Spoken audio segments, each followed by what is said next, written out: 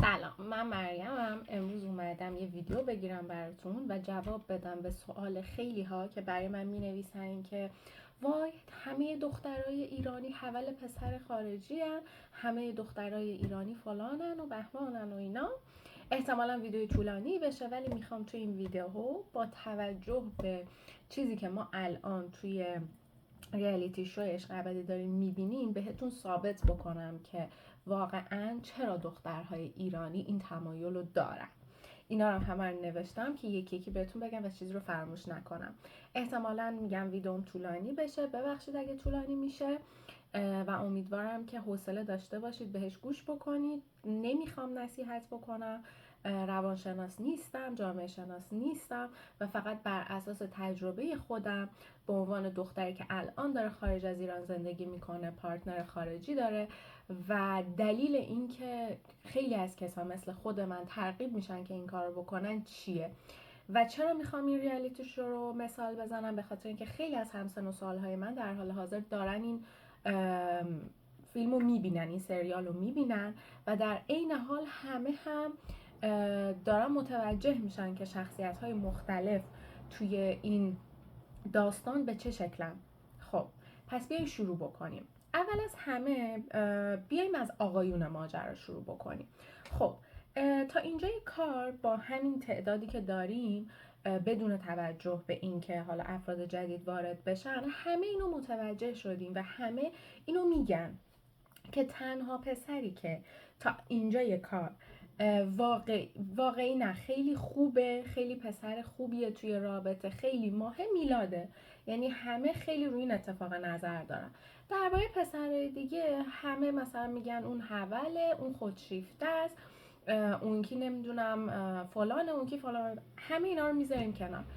ولی نگاه بکنیم واقعا توی جامعه ایران همینطوریه. یعنی از هر 10 آقا شما یک نفر رو پیدا میکنید که مثل میلاد باشه. خب اینجا هم یه برنامه‌ایه که اومدن رندوم انتخاب کردن. قبلش که نیومدن ما تست روانشناسی بگیرن که تو خودشیفته هستی یه دونه خودشیفته بذاریم، یه دونه حول بذاریم، یه دونه نمیدونم دیوونه بذاریم، یه دونه فلان بذاریم. که بیشتر واسه همچین شوهای ظاهر مهمه و اومدن اینو انتخاب کردن که مدل ها و حالا سن های مختلف داشته باشن. حالا شما فرض کنین که حتی دیده های خود منم میگه که ما تقریبا 1/10 اینو داریم. خب حالا شما فکر کنید که ما مگه چند نفر رو میتونیم اینجا از این مدلی اطرافمون داشته باشیم؟ خب از هر 10 آقا یه آقا اینطوری بخواد باشه. خب حالا توی سن و سال شما مگه چند نفر اینطوری دوباره میشن؟ بخوایم تعداد رو در نظر بگیریم. حالا اینایی که همسنت هستن توی اون 1/10 هم قرار میگیرن، حالا مگه چند نفرشون هستن که تایپشون به تو بخوره، تو سلیقه اونا باشی، اونا سلیقه تو باشن؟ و حالا همه اینا رو بذاریم، مگه چقدر شانس وجود داره که اون آدم رو ببینیم؟ ولی دقیقاً توی حالا من حداقل میتونم درباره اروپا نظر بدم. توی پسرهای اروپایی این برعکسه. یعنی از هر 10 آقا 9 آقا مثل میلاده، یک آقا مثل بقیه پیدا میشه یا نهایتا 2 تا. چرا؟ چون بر اساس چیزی که ما توش بزرگ شدیم و این چیزی که خودم هم تو ایران بزرگ شدم و نمیتونم خودم مستثنا بدونم، ما هممون مشکل روانی داریم. خیلی راحت بخوایم بگیم، خیلی خیلی راحت بخوایم بگیم، ما هممون مشکلات روحی روانی بسیار داریم، ما هممون تروماهای بسیار داریم. پس اصلا این چیزیه که من درباره خانوم ها هم اینو میگم، درباره آقایون فقط نیست.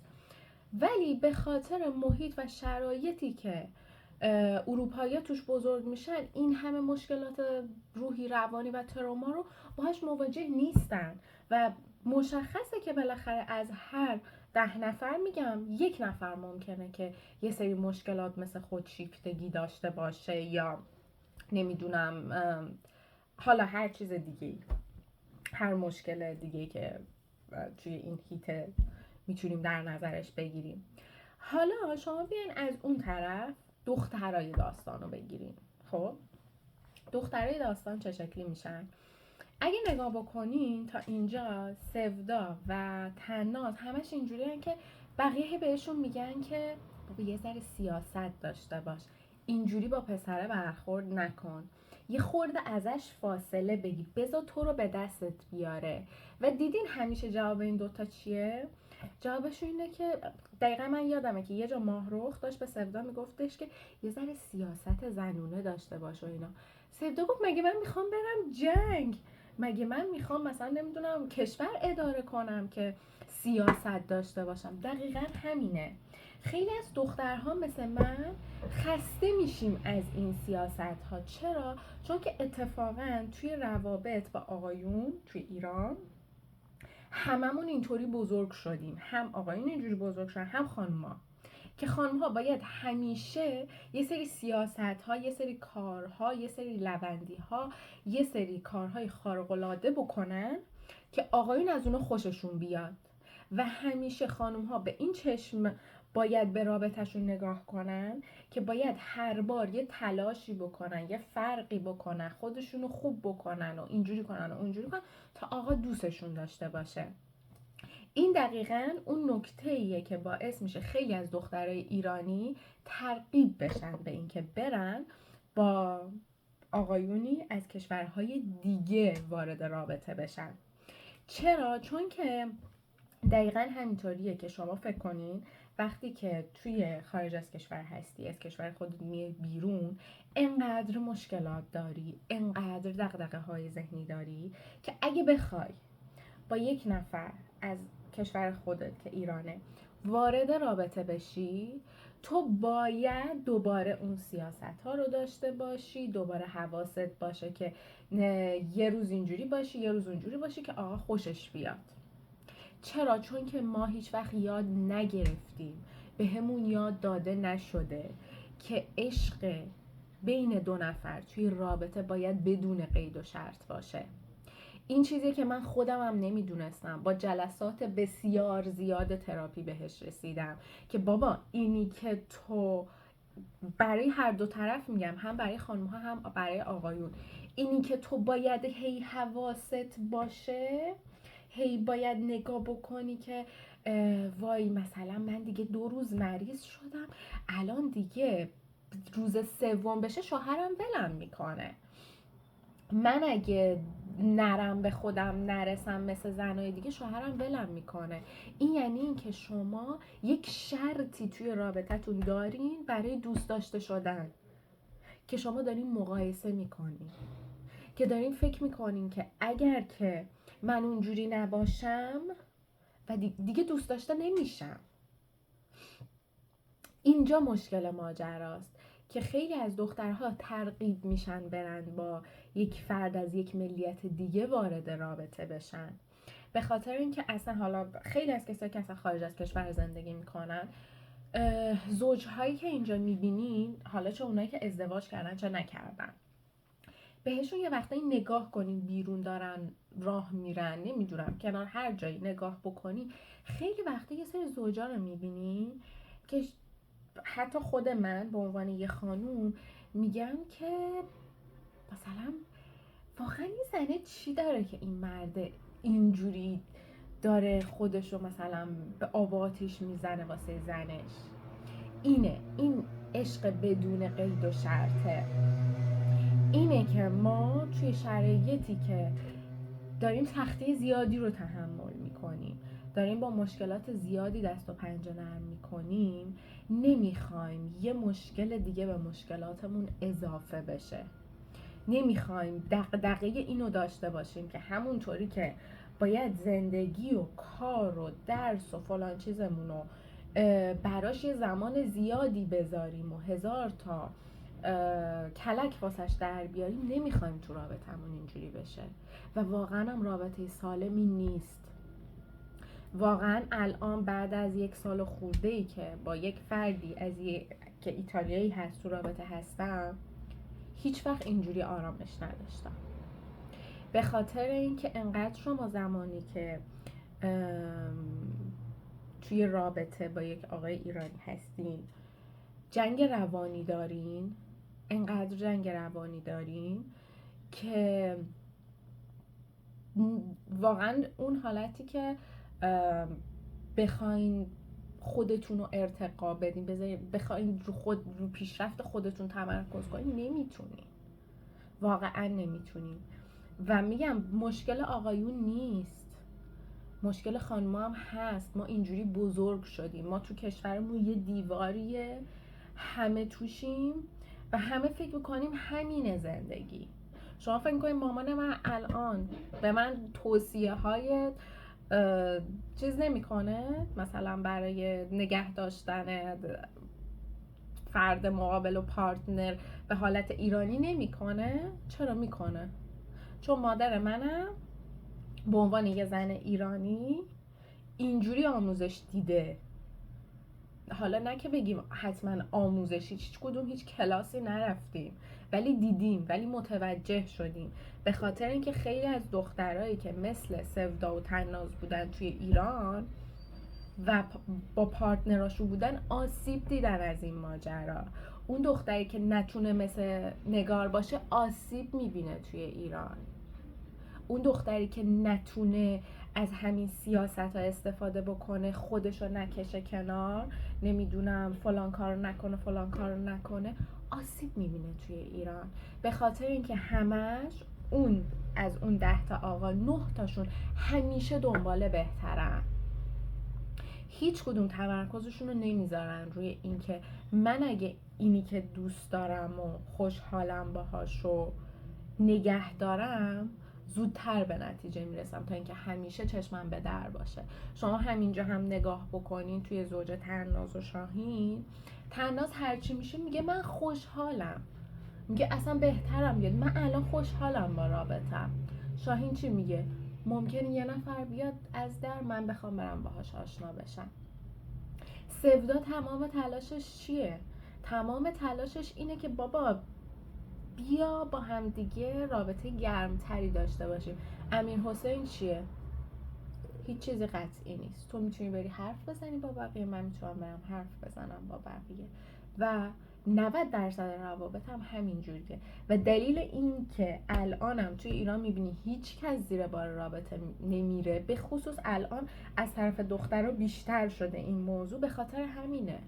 به خاطر اینکه دخترها آسیب دیدن، دختره هی تمام انرژیشو داره میذاره که رابطهشو بهتر بکنه، رابطهشو ببره جلو، رابطهشو قشنگتر بکنه و چیزی که از مقابل آقا میگیره اینه که من ممکنه بهتر واسم باشه. اگه دختره یک جا ببینه که براش کافی نیست، فکر میکنه که اونجا همه چی ریخته و من میتونم بهترینشو دیگه، بهتر از این حتما واسه من هست. میگم، من نمیگم که خانوم های ایرانی مشکل ندارن، اتفاقا مشکل اصلی از خانوم هاست، به خاطر اینکه مادرها هستن که این بچه ها رو تربیت میکنن، چه دخترش چه پسرش. اتفاقا مشکل اصلی از خانوم هاست. اون مادرهایی هستن که به پسرهاشون اینو درست آموزش نمیدن. من اونقدر تقصیر رو نمیگم که تقصیر آقایونه، واقعا نیست. تا یه جایش هست، تا یه جایش که میتونن برن رو خودشون کار بکنن، میتونن برن تراپی، میتونن برن مشاوره و خودشون رو بهتر بکنن، تا اونجاش بله مشکل از خودشونه. ولی مشکل اصلی جامعه اینه که مادرها اینجوری تربیت کردن، به خاطر اینکه فکر میکنن که همه دنیا همینه، به خاطر اینکه فکر میکنن که همیشه باید ما خانوم‌ها یه کاری بکنیم که مردها دوستمون داشته باشن. ولی اگر اون فرد مقابل شما، پارتنر شما و آقایی که در کنارش هستین از نظر روانی سالم باشه، شما نیاز به هیچ جنگولک بازی ندارید که دوست داشته باشید. شما نیاز به عمل جراحی ندارید. ای کاش بتونم یه روز اینجا توی خیابون برم و از همه فیلم و عکس براتون بگیرم که ببینین یه سری دخترها، حالا ایتالیایی خیلی هیکلشون خوبه، خانوم ها اصلا کلا ژنشون اینطوریه، ولی بهتون نشون بدم که حالا خیلی هیکل ها و خیلی قیافه ها هست که اصلا شوهرشو میبینی یه چیز دیگه است و همچنان عاشقانه در کنار همه. زوجهایی که حالا مثلا شاید اینه که یه سریشون جوون باشن بگیم که آره مثلا بعدن اینا با هم دیگه به مشکل میخورن، ولی حتی قدیمی ها ببینین که واقعا اینطوری نیست. واقعا ما خانوم ها الکی داریم زور میزنیم فقط برای اینکه از طرف آقایون مورد پذیرش قرار بگیریم که واقعا به جایی هم نرسیده. چند نفر رو میشناسین که خانوم خیلی هم عالی بوده از نظر ظاهری، از نظر تیپ، از نظر خانواده و بهش خیانت شده؟ چند نفر رو اطرافتون میشناسین؟ پس به این نیست، به اینه که اون فرد مقابلمون از نظر روانی سالم باشه و عشق درست براش تعریف شده باشه به نظر من. و دلیل اصلی هم که ما خانوم های ایرانی بله ترجیح میدیم به رابطه با یک آقایی که از یک ملیت دیگه اروپایی و به طور کلی غربی هست دقیقا همینه. به خاطر اینکه ما میخوایم یک عشق بی قید و شرط رو تجربه کنیم، به خاطر اینکه ما دوست داریم بدون شرط دوست داشته بشیم، به خاطر اینکه ما لذت میبریم از اینکه هر جوری که هستیم مورد پذیرش پارتنرمون باشیم و از این لذت میبریم که هر چقدر که ما داریم برای یک رابطه تلاش میکنیم پارتنرمونم به همون اندازه برای اون رابطه تلاش کنه و یک تلاش یک طرفه نباشه. همین. خیلی ویدئوم طولانی شد، خیلی خیلی طولانی شد، حرف هام بیشتر دلی بود.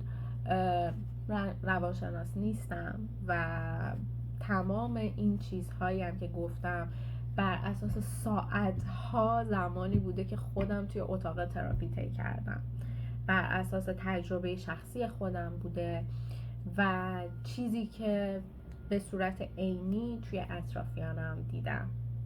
امیدوارم که حتی اگه شده به درد یک نفر بخوره حرفهای من، چه خانوم چه آقا، و سعی کنین برای این که خودمون رو ارتقا بدیم هیچ ایرادی نداره که بریم مشاوره، تراپی و خودمون رو حداقل بهتر بشناسیم. لازم نیستش که حتما بگیم که میخوایم بریم درمان بشیم، حداقل بدونیم که خودمون چگونه رفتاری داریم و چقدر میتونه این رفتار ما برای خودمون و دیگران آسیب زننده باشه. همین. ممنونم که نگاه کردین. خداحافظ.